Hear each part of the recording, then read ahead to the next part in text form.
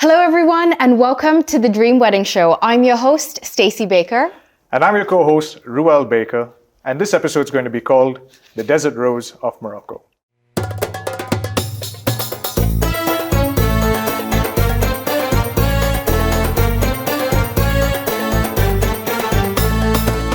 We've got two amazing guests who are going to be joining us today to talk about all things wedding. So our first guest here to speak about hospitality and the finest service in the destination is the General Manager of the Oberoi Marrakesh, Rohan Ogale. Hello, Stacey. Nice How are to you? see you. Good to see you. Welcome, Rohan. Pleasure. Take it. Right Thank there. you very much. On the hot seat. On the hot seat. On the hot That's it. seat.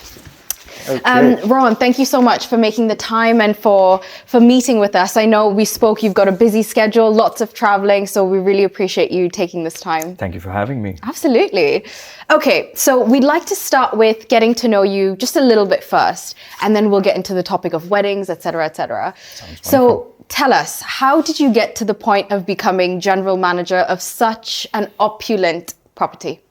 Well, I started my career with Oberoi Hotels many years ago in 2008 in India, and that was my first luxury hotel experience, and I have to say it's probably one of the most incredible experiences. And prior to that, obviously, I'd pursued hospitality as an education in Switzerland and done a lot of different internships around the world in the Dominican Republic, in Switzerland itself, and also in the United States. Before having that wonderful opportunity to join the Oberoi in Mumbai. And post that, been in luxury hotels in Dubai, both the Oberoi and the St. Regis. But also, my last assignment was with the Four Seasons in Chiang Mai, in Thailand, before I was blessed with this opportunity here in Marrakesh to join the Oberoi for the pre-opening of the property. Fantastic. And I started my career mainly with food and beverage. That's always been a passion for me from the start. But at this stage of my career, obviously, it was important to continue learning and developing. And with the Oberoi Marrakesh, I started here as the number 2 in charge of operations. So it was a great challenge to put together the entire operations of this hotel.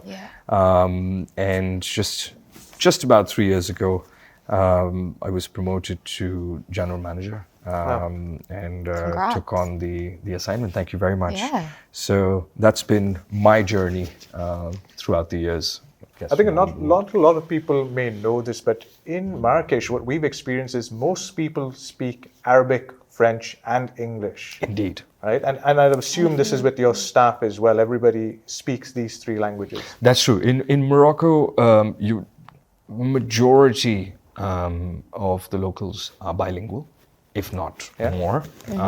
But it is unique that in Morocco, everyone speaks multiple languages. I agree. It is a very much unique factor. I think for guests as well coming in, to be comfortable knowing that people understand their language, understand how to converse as well. We were quite worried when coming in, what would it be like when we need to move within the markets or so? And easy, breeze.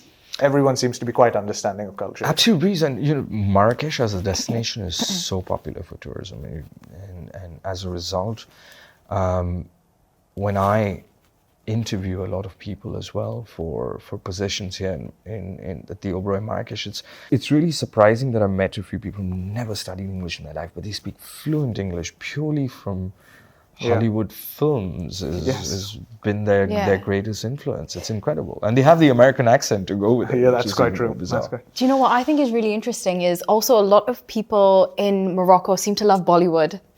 Did not expect that at all. Love their Bollywood. I'm surprised. And we were getting kind of thrown different Hindi words and the actors, and we just were very amused as well. So beautiful, a lot of diversity in the culture here, which I think is phenomenal.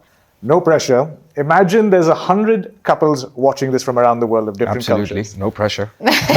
No pressure at all. But tell us why the Oberoi Marrakesh for their dream wedding. The Oberoi Marrakesh, as you've probably explored while you've been here, is Stunning hotel architecturally. It's a property that took 10 years in the making. Oh, It was a property conceived with Moorish Andalusian elements in mind. The entire building is hand carved by 200 artists from the city of Fez. And the carving work is extremely intricate. And unlike a lot of hotels that you'd see in Morocco that tend to be fairly dark, this property is built on the philosophy of height, light, and space. So at every point within the hotel, you'd see the opulence and the beauty of Moroccan architecture and design, but at the same time, beautiful gardens. The gardens are 26 acres with 3,500 olive trees on properties. We're actually a working olive farm, and that makes it very, very special. So the gardens are also designed by the same designer that did the renovation of the Jardin Majorel, the famous gardens in Marrakech. Wow. So they're absolutely stunning spaces.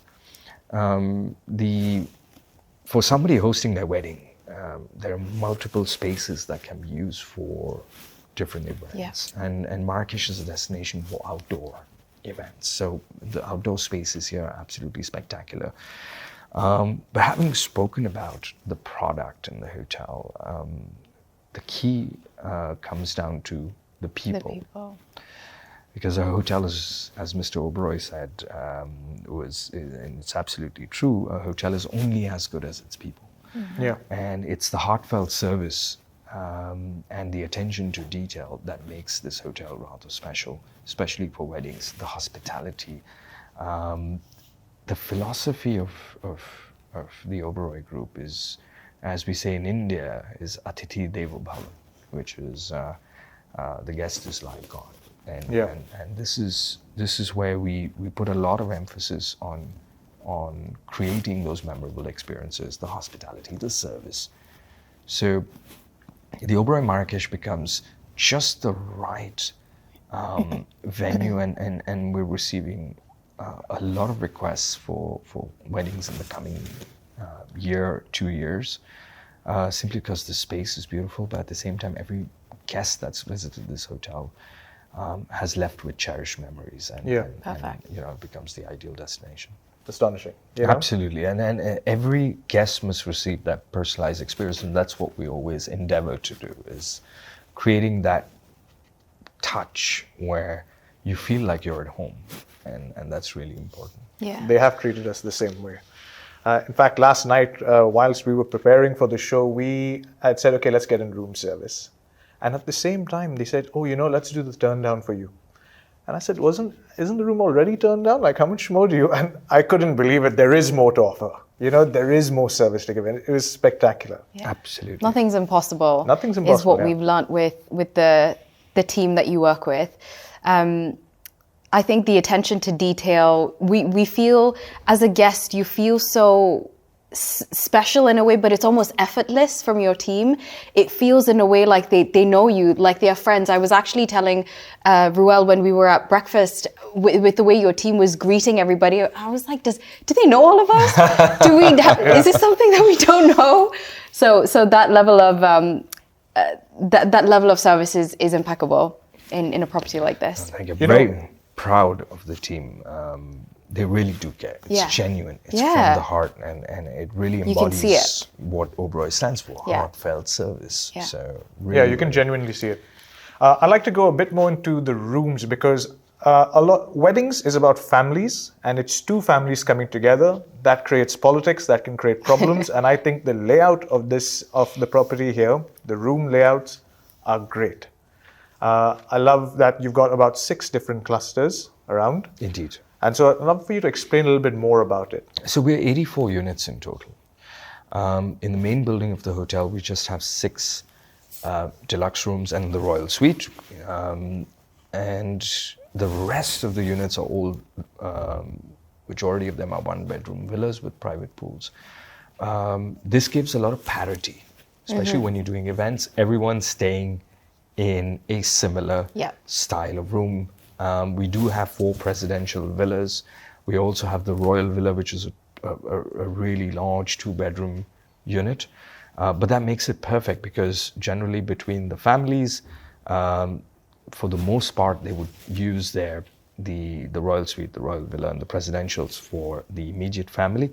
And then all our guests are in the same category, which is the deluxe villa with private pools, which makes it fantastic because they're very spacious. Yes, they are. They have their own terrace, they have their own private pool, and it makes it very comfortable for everyone, and especially for the families that are hosting very often guests for during the events. They may have guests that need to be hosted within the suite. Those suites serve the purpose of having a living space where they can, enjoy the company of their family and friends. So it works out really well in terms of room product. Our smallest room starts at 70 square meters indoor with a 35 square meter terrace. That's really, really spacious, and obviously very high ceilings as well, so it gives you that sense of space. The deluxe villas start at 72 square meters indoor, and then 125 square meter terrace garden with a private pool. So being also 20 minutes out of the city center, the property is really an oasis of calm. So and tell me about this room specifically. This is beautiful. This is why we wanted the setup here as well. This is what category? So this is the Royal Suite. Okay. Royal Suite is personally my favorite suite in the hotel. One, because it does have the beauty of Moroccan design and decor, but at the same time, the view is one of the best views in all of Marrakesh. It doesn't just overlook the beautiful canal down the center of the gardens, but the beautiful clusters, the gardens itself. But beyond that, you have the snow-capped Atlas Mountains, the little villages surrounding the area. So the view from the suite is absolutely phenomenal, and that's one of the reasons why I would say this is my personal favorite. It's one of the suites that really makes you feel comfortable, but at the same time give you that sense of the beauty of Morocco and Marrakesh. My question to you, Rohan, is you touched on this as well. You touched more on the Moorish design, but of course the Oberoi Marrakesh is a reputed Indian hotel at heart. Locations all around the world. I believe there are 8. It's in 8 different countries. 22 hotels or so. I did read the book in the room.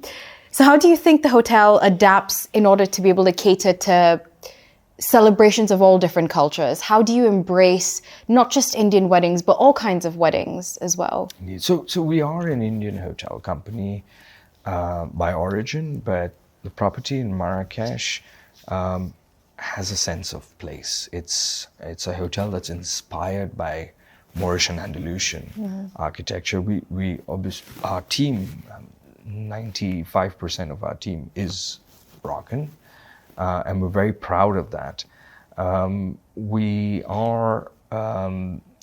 There are subtle Indian touches. Obviously, there's an Indian restaurant, there's an Indian general manager at the end of the day, and a few Indian chefs, but we try to retain what Morocco stands for, and bring in the Moroccan experience.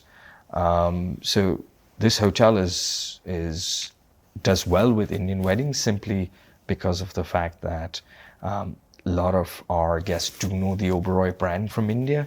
Absolutely. They have stayed in many of our properties, and they're absolutely phenomenal hotels. And that's why the Oberoi becomes a great choice.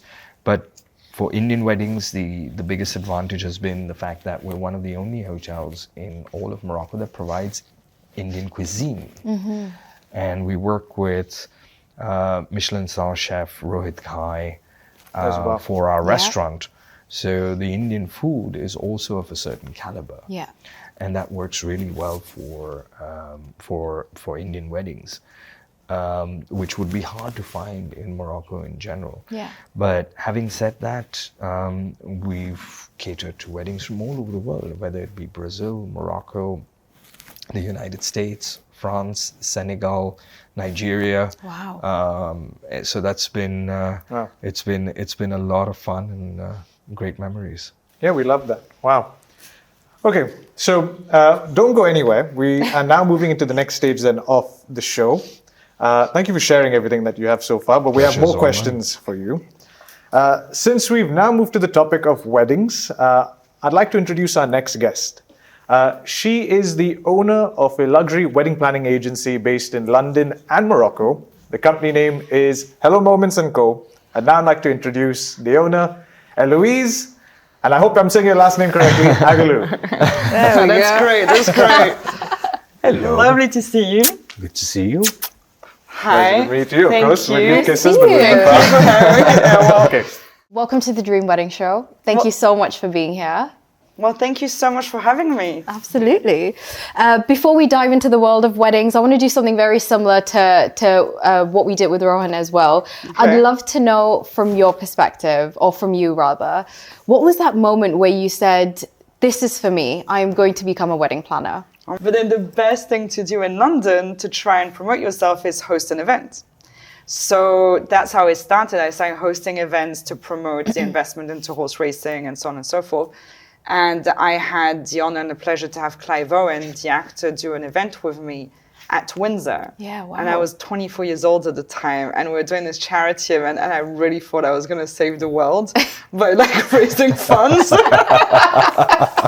Anyway, so I was in my little bubble, and he did a really cool interview about me, saying that I was a role model for anyone in business, let alone. Wow. Yeah. So that was really cool. And then from that, my friends from London, because they knew me for hosting those great parties and big charity events, they were like, hey, we're coming to Marrakesh. Can you help us? We want to organize a bachelor party. Yeah. And I was like, yeah, why not? So it went from bachelor party to honestly the film, like Hangover 1, 2, 3. You know, That's what you need. You did a good job. No, but I was like, what? This is a disaster. You know, so I had half of the boys going back on the flight, the other half staying. I was like, oh my God, I'm not doing this. And then from that, my number was like passed around Yeah. London, like no website, no company, nothing. And this woman comes to me and she says, listen, I really want to organize the 40th birthday of my husband. And I was like, okay, but there's like tons of agencies that can do that. And she was like, no, I want you. Yeah. I really wanted to give more and make sure it was perfect and make sure their story was seen in the details and more that love story. So love that's that. how I got into it, which, Yeah. I mean, it was just out of request more than anything else. You know, you've mentioned now working in such different environments and obviously with such different people as well for different occasions. And I know of your business to work with a number of different cultures. But I'd love for you to tell some of the couples watching and the industry watching now as well about some of your clientele, the weddings that you've done in Morocco, and of course the weddings that you've done at the Oberoi Marrakesh. So first of all, the weddings I've done at the Oberoi Marrakech has been my favorites. That's number one. Not just because the jewels are there. Not because of the general manager, of course not, but because it introduced me to a different culture, which is the Indian culture, which I didn't really know before 2022. Of course, I was quite familiar with the culture because of London and the UK, because of course there's a big community there. Yeah, absolutely. But I never organized an Indian wedding before. And so the first one was together actually in 2022. Yeah. And it really opened the door to me to a lot of values and a lot of things that I love personally. And I think that's why the Oberoi to me is very special. And that culture is very special as well, because I have so much fun, like organizing the Sangeets and seeing all those dancers and like the Aldis and all of that, you know. Yeah.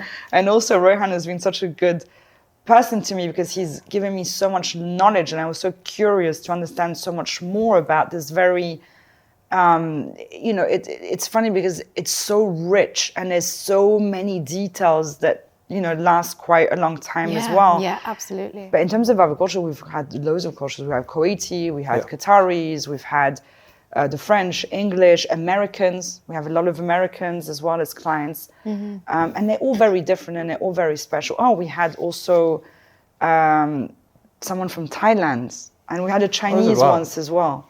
So yeah, so but those are more rare. Yeah. So there you go. Okay. So I love all cultures. Cool. Question for the both of you now. Okay. What is one detail that you think couples are looking for in a luxury wedding? I think the biggest thing about that detail to make it luxurious is to actually be able to provide and create that moment and that detail that's important to that couple and that family. And if you get that right, then that's what luxury is about. That's what I think. Well, I completely agree with Heloise. It's hard to pinpoint, I think, because everyone, every guest has their own vision. And I think it's about understanding the vision. When we are approached by couples, they already have some ideas in mind of how they would see their wedding happening. And so hard to pinpoint one, but I have to say, I think in general, from my experience, it's been a lot to do with obviously the food, the service, the decor, and the hospitality. Yeah.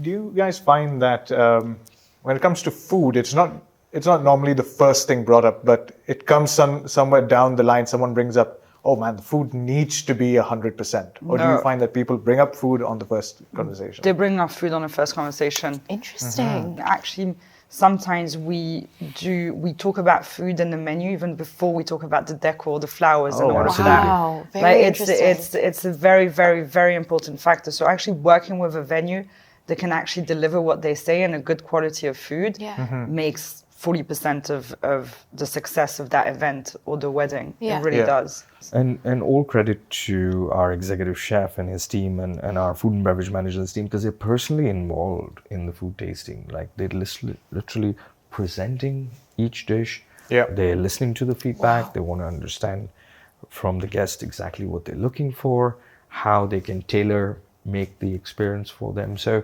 there's a lot of customization, a lot of personalization that's involved, which is really phenomenal.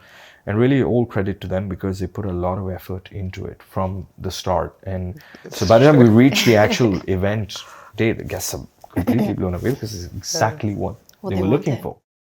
I would say you are the most cherished wedding planner in Morocco, right? That's nice. What's the secret sauce?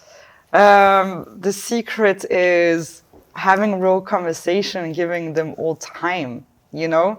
Like, I'm not saying I'm the easiest wedding planner. I'm actually really annoying.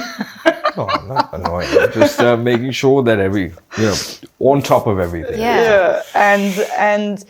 But at the end of the day, I take time and I acknowledge everyone for what they're doing, and I'm really grateful for everyone, and that really comes from my heart, which I know it's maybe, I don't know, it's maybe a detail, but to me it makes a big difference. I love coming here and seeing everyone and at reception or, even the kitchen, and they're happy to see me. Like if they were like shy and scared to see me, I felt like I've done something wrong, you know? Yeah. So I think the ingredient is actually spending time and getting to know them, and I actually acknowledge what they do and be really grateful for what they do.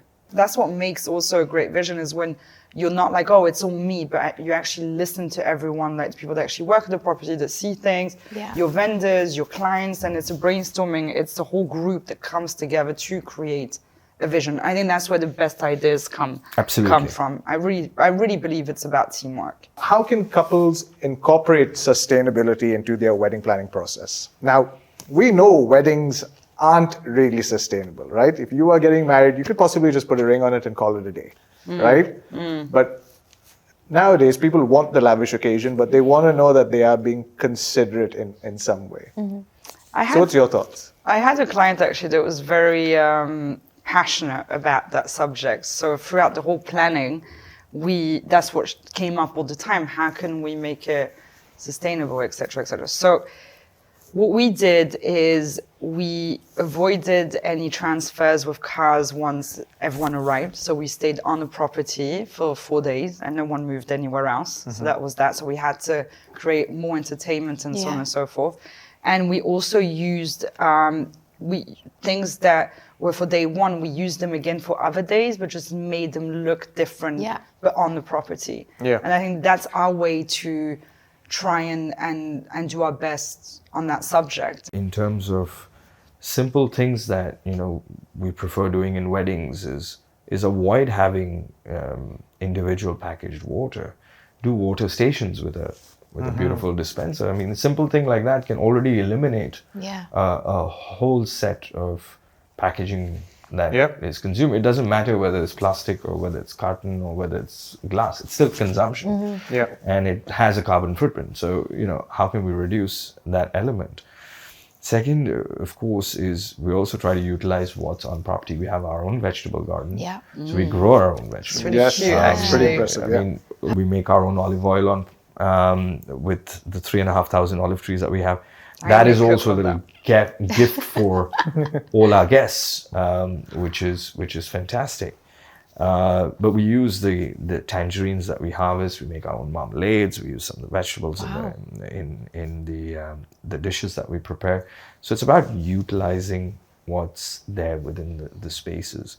If we look at also supporting the local economy, there's no reason to always use import when there's an opportunity to use local. Yeah, absolutely. So that reduces carbon footprint. But the most important thing is supporting the local community. So wherever we can, what we do as well. The artists in the Medina who preparing these beautiful little things. And I know for a lot of things that you fabricate are fabricated by these artists. Yeah. Whether it's in the Medina or in villages. I think that's the most important thing, is to bring sustainability in. We try to have the minimum importation. Yeah. It's all about using local artisan or local companies or produced here locally. That's for sure. And that's what makes the difference, actually, from a wedding here to a wedding in another destination, is you have a lot of very authentic, pieces that you'll never see. Almost, That's quite true. Yeah, exactly, which you'll never see anywhere else, which is really nice. What trends are you foreseeing for 2025 when it comes to weddings? And let's say till 2030, actually. So for next year and then till 2030. Well, definitely Morocco is becoming a trendy destination. And the other trend that I would say in terms of decor is that we're going more and more into less flowers and more textile. We're going a lot more into like different shapes and using different materials, like even paper. Like right now I'm doing a deco in Casablanca where I'm doing the whole ceiling, which I've actually ordered 6,000 little paper birds, and you're like, what? Like it's very different, but that's what it is. And we're creating this whole shape, around that. So smell as well is becoming a massive trend. I know this sounds weird, but people are bringing their own, like creating their own perfume, their own smell that reminds them of that emotion. At the end of the day, I think people are going a lot out of the whole material aspect of things and going a lot more into the whole energy and feeling aspect of things. And you get that through shapes, you get that through sounds, you get that through smell. So we're using other senses as well to create something that's very different. And that's, to me right now, that's why it's super fascinating, through the taste of food as well, through the taste of things like that. So that's the passion that I'm in at the moment. I can see it in your face. You just seem so excited. You seem so excited talking about it. No, it's never as it seems. That's, I think, the secret of Marrakesh. It's never as it seems. You can walk through this tiny little alley and open a door, and suddenly you're like blown away. Magical place. And you're like, wow, like that transformation, that that transition is so like mind blowing, and that's where Morocco is good at. It's not. You can get opulence, but you can get opulence done in the right way. You can get opulence done in details. You can get opulence done in the right transitions, all of that. And I think that's what Morocco is very, very, very good at. That's why I really think Morocco, but certainly Marrakesh is never as it seems, 100%. For sure. 100%. You can, the amount of, inspiration and concepts and designs you can do here is, it's like beyond, it's infinity, and it'll never get, I think I'll never be too much, because there's so many other areas that can be explored. Thank you so much, guys, and for coming on to the show. Are you looking to have your dream wedding and don't know where to start? Celex has the finest collection of wedding professionals from all around the world. So get in touch with us and we would love to help you make your dream wedding become a reality.